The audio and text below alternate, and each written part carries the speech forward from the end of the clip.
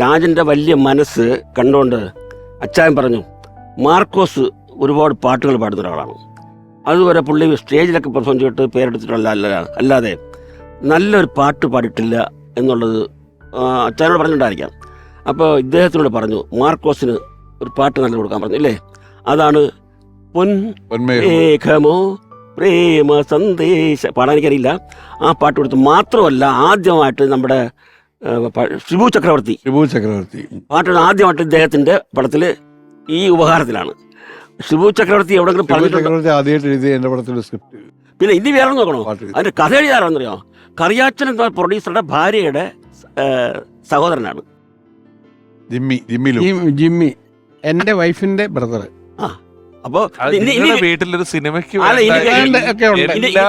ഇനി കേൾക്കണം. അബദ്ധവശാല് ഒരിക്കൽ ജോസുകുട്ടിയും ഞാനും കൂടിയിട്ട് കോട്ടയത്ത് നിന്ന് പാലായിൽ പോകുന്ന വഴിക്ക് അച്ഛൻ്റെ വീട്ടിൽ കയറി. അവിടെ മോള് പുള്ളിക്കാരത്തി പാടും നന്നായിട്ട്. അത് ഞാൻ എൻ്റെ അടുത്ത് ജോസുകുട്ടി പറഞ്ഞിട്ട് അബദ്ധവശാലെന്ന് പറഞ്ഞു പോയി. ഹീറോയിനായിട്ടൊക്കെ ഇപ്പോൾ ക്ഷാമമുള്ള സമയത്ത് അല്ലേ ചോദിച്ചിട്ടുണ്ട് എന്നോട്. സാഗ അപ്പച്ചൻ ചോദിച്ചിട്ടുണ്ട്, ചോദിച്ചിട്ടുണ്ട് അതിൽ അഭിനയിപ്പിക്കാവൂന്ന്. ഞാൻ പറഞ്ഞ ഇല്ല, താല്പര്യമില്ലായിരുന്നു.